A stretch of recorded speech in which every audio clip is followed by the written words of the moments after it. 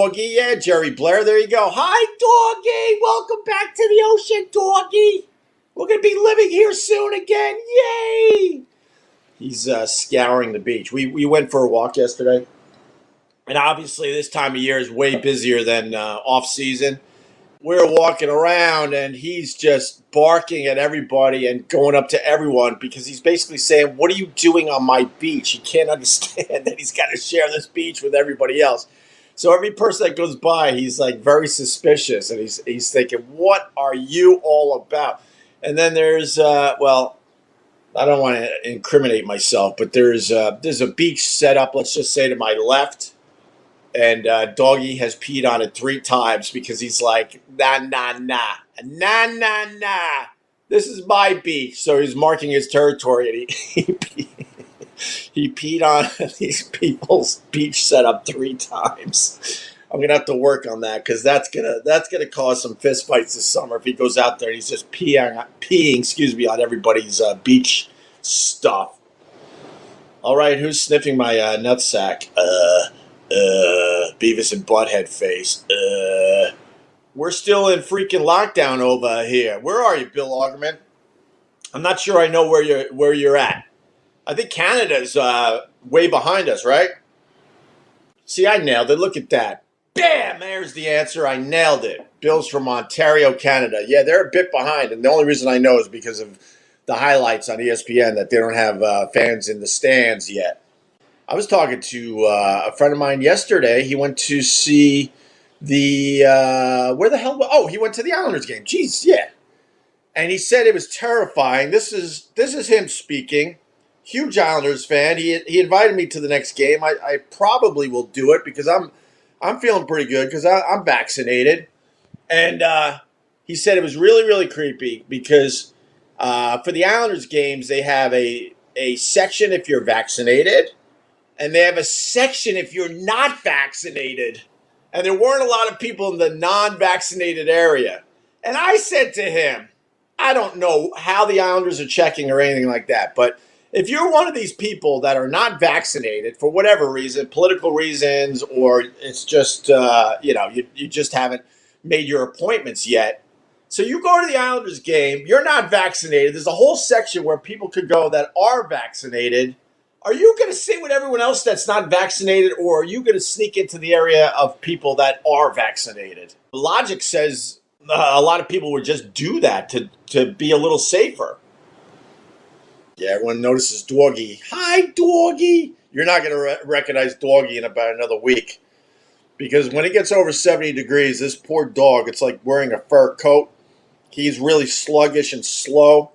And then, we get a cool day, and then he's a rock star and running around like he should be as a 1-year-old dog. But we're going to shave him pretty much all the way down, almost to the skin for the whole summer, especially because obviously it gets hot in the summer, but also, as you can see, all that green out there filled with ticks because the deer just wander around, especially when the sun's going down. So there's got to be deer ticks all over the top of that dune. So it'll be easier to see if Dawgie has any ticks. Dancing in the street. Oh, I had to say street. What's creepy about my dog, we had him groomed once, and it was really, really creepy to see his eyes. He has giant eyes that don't blink that much, and we're better off not really seeing his eyes, but this groomer really fucked it up and shaved his face all the way down. And then this dog had just giant eyes staring at us with no emotion, and we couldn't wait for the hair to grow back around his face. I hope Dawgie didn't hear that. So we're looking for a groomer that will shave him all the way down, but kind of keep his adorable face intact. We'll see what happens. Really, Steven? I pulled 3 ticks off myself already this year. Yeah, ticks. When I was growing up, ticks were really no big deal. We grew up in Centerport, Long Island, and we had a big house with a lot of woods, and tree forts, and all sorts of stuff. And there was a time for the kids that are watching this that you actually had to go outside every day for hours on end. I try to tell my kids that. They can't even wrap their heads around that concept. They don't understand it. I'm like, yeah, man, you would come home from school, And then you would be outside until dinner time. And they're like, that's stupid. Why would you go on your electronics? I'm like, well, because my electronics was a giant square TV that got maybe 5 channels. That's why. Yeah, when we were growing up, though, and we were running all around the woods, we were getting ticks left and right. And you just kind of pulled them off. And every once in a while, one would dig in and Dad would have to get the, hey, Dawgie, I'm trying to broadcast over here. And then every once in a while, he would have to get the tweezers and, dig one out. But you never got Lyme disease or anything. Lyme disease is relatively new, I would assume. Dawgie! The neighbors out here for the summer, and they got 2 dogs. Everyone's coming back out for the summer season. It's so funny because, we've had this house, and we think to ourselves, why would you pack it in just because summer's over? Why wouldn't you come out here all the time, especially when you get to look at this? I'm blessed.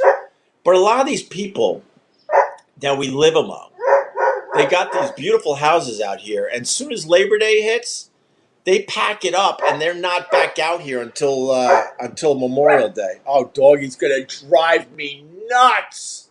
It's like he's never seen a dog before. So anyway, they're back, and they got dogs. So I don't think my dog has sniffed their butts or licked their pee-pees yet. So that'll be a fun day when I get to introduce my dog to their dogs, and they get to sniff each other's butts and lick their ball bags and try to drink each other's pee. That's normal, right? That's normal, right? And then you look at the owner and go, oh, well, thank you for that. And everyone's okay with it. I think life would be much better if humans went down that road. I guess we did way back in the day, where that's how you greet each other. Just lick each other's genitals. Okay, well, have a good day. I think there'd be a lot less pissed off people in the world if that was a normal thing. Yeah, Jamie, damn it. Poor Hubs had the Lyme disease. He's horrible. He's in horrible pain all the time. Yeah, well, that was my point. So now when you get a tick, it's like living through a horror movie. I told you I was driving home to this house. I had to go into town for some supplies. Us locals, we don't go into town between now and Labor Day because all the salmon people are now out here. Damn salmon people walking the beach with their shoes and socks and their Rolexes with their stupid sweaters wrapped around their necks. Oh, but you see them coming. So us locals, we don't go into town that much. Mostly on like a Tuesday because it's a little slow in town, and then we get our supplies for the week because we don't want to deal with the salmon people. And I was driving home from town with my supplies, and all of a sudden I felt a little itch on the back of my neck, and I went to reach like, what the hell is that? And it was a tick, and I almost drove off the road. Immediately, I was in major panic mode. And it just started to latch on, just started, as in it crawled, and it was like, oh, this is a good spot, and it was starting its destruction. And I pulled that thing off, swerved the damn car, and threw it out the window. I was completely in panic mode. GH out here just riffing. That's right, man. I had nothing planned for this live stream. I said to myself, maybe you should prepare something. I'm like, just turn it on and see what happens. So we are just riffing. Oh, you like that as a t-shirt? Salmon people? Oh, I hate the salmon people. They just come out here and just destroy our beautiful little towns and beaches. They don't give a shit about the locals. Get out of my way. This is now my town.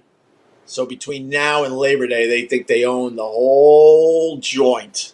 Oh, it's the worst. What's up, Linda Murphy? How are you? Well, is this true? They don't know how to navigate traffic circles. One drove into a brand new store from front last week. Is that true? These stupid salmon people. They saw a traffic circle. They lost their minds. I love it. Come on, is that true? Oh, text me that info, please. I have to know more about that. Of course they did. Because they're all in a hurry. They come out here.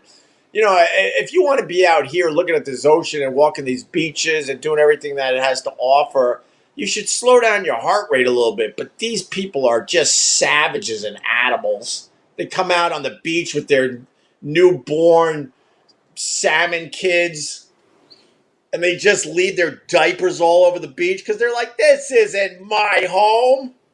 And they just expect us locals to clean up after themselves after they leave the beach for the day. They don't give two shits about these beautiful towns out here. When the summer's over, we throw a little party and celebrate the fact that they're gone. Goodbye. Steven, that's a very good question. Salmon people, different than the farmers? 100%. Yes, Steven. Yes. So the salmon people are the people that have to dress and act a certain way way out east here on Long Island, whether it's like the Montauk area or the Hamptons, or now the North Fork of Long Island is being taken over by the salmon people as well. And they just come here because it's the thing to do. It's just the thing to do, and they dress a certain way, and they have terrible attitudes in general. But that's a damn good stereotype because it's pretty accurate. Farmers are people, I got that term from Dice and Club Soda Kenny. And farmers are people that are kind of from like small little towns from all over the country that come to New York City. And it's so obvious when you're looking at farmers. They look up a little too much at the giant buildings. Look at the giant buildings here in New York City. And they're easy targets. Stop looking up the whole time you're walking around New York. You're a target. As you're looking up, they're looking at your pockets to see if anything is just hanging just far enough out of your pocket to grab quickly. David's Parmcast, Opie versus the Salmon People live stream will be awesome. I've done a few. I had the lady that walked right in front of me as I was enjoying a really good sunset and live streaming.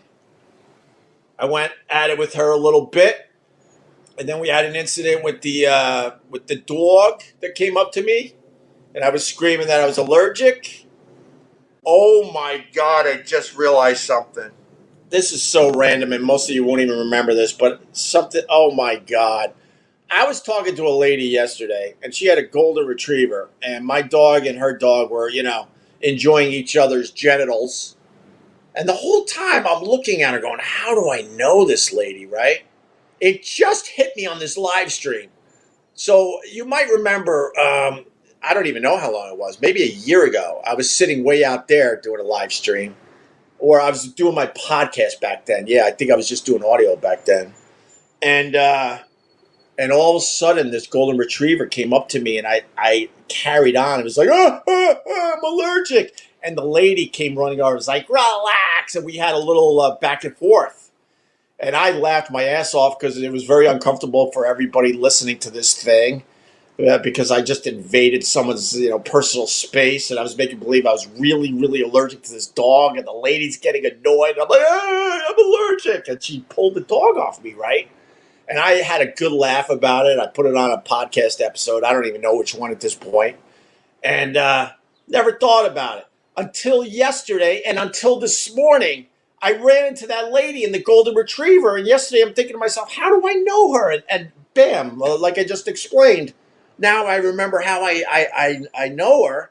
And now I'm praying that she didn't recognize me as the idiot being an asshole with the microphone. Bill Burr refused what? Zico? No, it's so funny. We've been live streaming for about a half hour. And now I see that the haters and the trolls, the word had to have gotten out. Wake up, he's live right now. Because they're squeezing their way into the live stream now. Bill Burr refused. We all know who it was. Newcomb. I don't know what are you getting at, Newcomb? The person that turned down $1 million to replace Anthony after Anthony got fired? And now people are trying to spin it that person didn't want to work with me. That's not true. the person was very, very nervous about Anthony and his fan base and the comedy community in general. So he turned down $1 million to replace Anthony back. I don't know, like 7 years ago when Anthony got fired. And everyone thinks they know because Anthony said it was Jim Brewer. First of all, how would Anthony know? He had nothing to do with the discussions, and I never had a discussion with him about it. So him just saying it was Jim Brewer is the dumbest thing ever, because then I went on and said, no, it wasn't Jim Brewer. Although over the years, me and Jim Brewer have talked about doing a show together, and for whatever reason, it never really worked out timing-wise and other reasons. But he's always been a friend of mine and always does my shit when I ask him. But so it wasn't Brewer. Oh, and it wasn't Bill Burr. Is that why that guy popped Bill Burr up on the screen, I guess? A lot of people are guessing Brewer. A lot of people are guessing Bill Burr. A lot of people guessing Bob Kelly. I was trying to get Bob Kelly more involved when all the craziness was happening. And he really wanted to do more with me. We hung out at a cigar joint. And I would go there with Bob Kelly from time to time after he would do the show with me. And, he knew things were getting really, really crazy. And I asked him if he wanted to get more involved. And before I could even finish this sentence, he said yes. And then there was a time I was, SiriusXM gave me a whole bunch of money to pay for co-hosts and comedians that came in to help me out because I refused to take an official co-host. But I said, look, give me the money that you were going to spend on that, and I'll spread the wealth around and try to pay some of these guys that have been really, really good to me and really, really good for the radio show. And Bob Kelly was one of those guys, but he refused to sign the contract because the contract that SiriusXM was throwing at these guys was completely ridiculous. I think one of the terms was that they owned your name or something ridiculous like that. And Bob Kelly's like, I can't fucking sign this. And I go, I don't blame you. But that was the only way he was going to get a little money for doing my radio show. I wasn't going to pay him out of my pocket. I wasn't in that situation, especially with the company already giving me a nice, I think it was a couple $100,000. I wanted to pay him out of that, but I couldn't pay him out of that unless he signed the contract. But then he did tell me, which was really, really cool. He goes, look, I'll just still, come in and do the show. But it wasn't Bob Kelly as far as the $1 million go. But I back in the day, I can't speak for current day me, but back in the day, I would have done a radio show with Bob Kelly in a second. It wasn't Artie Lang. Artie Lang suggested that we should do more stuff together, but I've said I didn't want to team up with another addict, so I couldn't go down that road with Artie. And Artie's so fucking talented, my God. Ooh, I'm gonna pop that on the big screen to stroke the ego a little bit. Opie's one of the most honest guys out there, 100% on point always. Try to be. I think my biggest problem was keeping my mouth shut all these years while everyone else babbled about what they thought was going on. And I think I hurt myself by not throwing my little 2 cents out there and my point of view. And then I guess it's up to the people to believe whatever they want.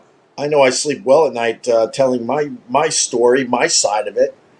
If you gave me a few bucks today, thank you very much. I'm not begging, but it certainly keeps me motivated to turn this damn thing on. I'll tell you that much. I'm not going to lie to you. Who doesn't want to make money? And that drives people nuts too, because I make a few bucks doing this. Not even enough money to pay my mortgage. And these people they lose their mind because a few of you are nice enough to throw me a few bucks every once in a while. As I try to keep all my stuff free, as everybody else around you is making you pay for their shit, I try to keep everything free, and then I got a few people that are well off enough to throw me a few bucks to keep me motivated, and that drives the haters nuts. Oh, what lunacy, huh? Rachel, of course. That guy just showed his true colors. Like, there are people out there, no matter what you say or do, they will hate on you. Now, to that point, Robert O'Neill, a lot of people agree with him politically, and a lot of people do not agree with him politically. And here's what I say. The guy killed Osama bin Laden. That was a very dark day for America. And we're closing in on 20 years, by the way, which is unbelievable, right? So this guy, Robert O'Neill, who took out Osama bin Laden, who brought a lot of darkness and hate into our society. So, this Robert O'Neill kills Osama bin Laden. Even Robert O'Neill can't escape the hate on a regular basis on Twitter. That's all you need to know. That there are people out there that are severely traumatized from probably their childhood, and they can't help themselves. Whoa, a bee. Did you see that? Did that make the video? It's probably what does it do? All my plants are outside, and now this bee's like, oh, I gotta drop some of my bee sperm on them. Is that what happens? And then you get fruits and vegetables? I don't know. I have no idea. Is it pollinating, Tara? All right, it's pollinating. We're taking a break from the hate. If Palestine and Israel could take a break and have a little ceasefire as the Palestinians start collecting another pile of rocks for the next go round, we could take a break from the hate today. And also, by the way, whoever turned me on to WandaVision, thank you very much, man. We're watching it on Disney Plus. We're how many episodes in? I think we're 3 episodes in already. My son, literally, it came out of nowhere. He really, really got into the Marvel movies. So we're trying to watch every single Marvel movie. Oh, the bee came in the house. Oh my God, there's a bee in the house. And of course, everyone knows Marvel greater than DC, right? I think so. I think it's pretty obvious. Yeah, there are a lot of big fat bumblebees out here. What the hell are you doing there, bumblebee? We're knocking out the Marvel movies. But I gotta tell you, Iron Man, right? This is a conversation we probably should have had, 10, 11 years ago?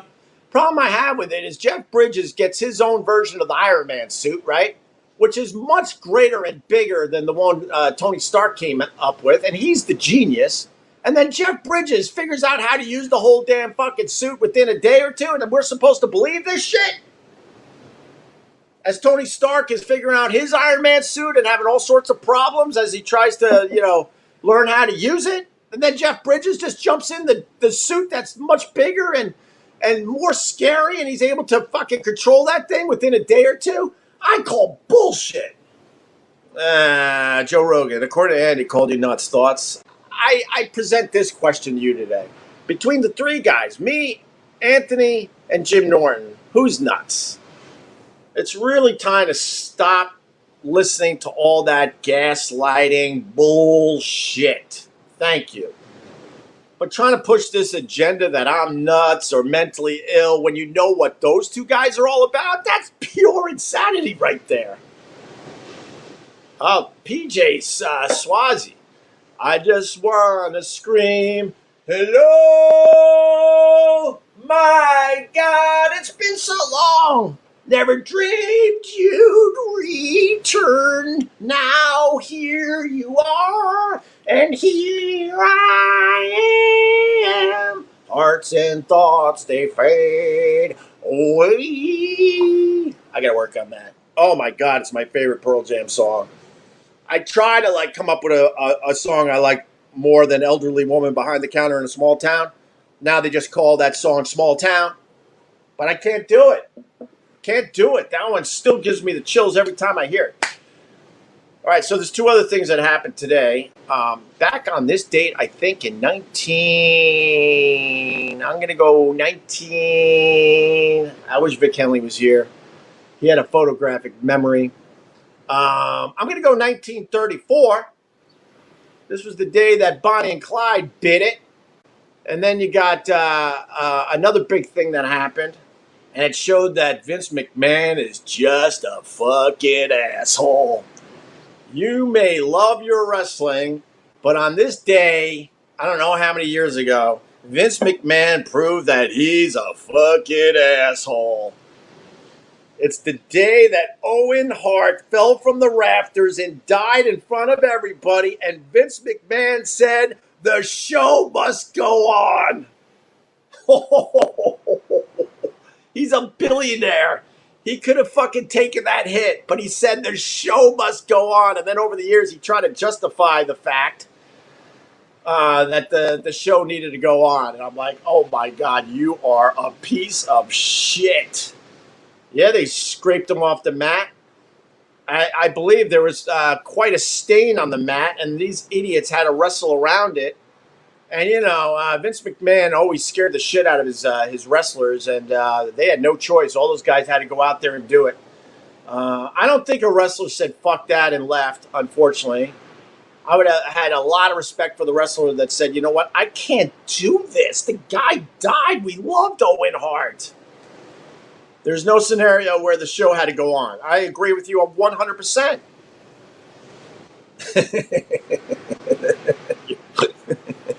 I don't know if you're trying to hate, but that's just funny. Your brand value is falling faster than Owen Hart, you think?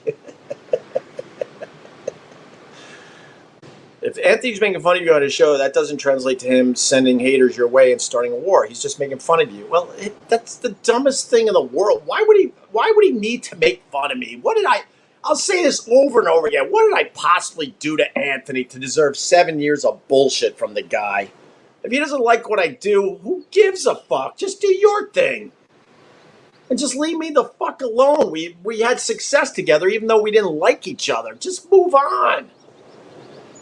I don't sit here and make fun of him. I'm sure there's plenty of things I could do and make fun of him as well. Some Boston radio news. Oh, I forgot his name. He was on the radio when I was up there a million years ago. Matt Siegel? Is that his name?